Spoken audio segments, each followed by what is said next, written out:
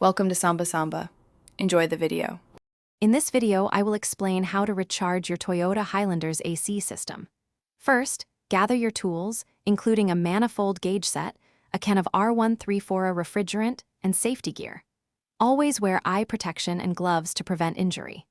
Next, locate the low-pressure service port, usually on the larger diameter line, and ensure the engine is completely off before proceeding.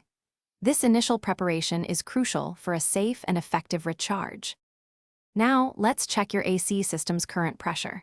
Connect the blue hose from your manifold gauge set to the low-pressure service port.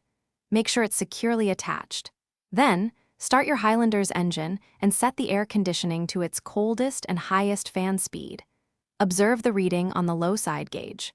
A reading below 25 psi typically indicates a need for refrigerant, but always consult your vehicle's specifications. With the engine running and AC on high, it's time to add refrigerant.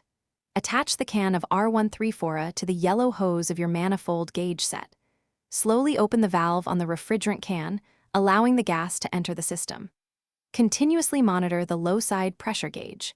Add refrigerant in short bursts, shaking the can, until the low side pressure reaches between 25 and 40 psi, or as specified for your vehicle.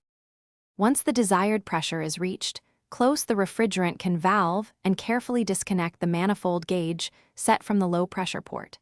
Test your AC by feeling the air coming from the vents. It should be noticeably colder.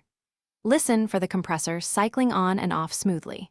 If your AC still isn't performing optimally, or if you suspect a leak, it's best to have a certified technician inspect the system for further diagnosis.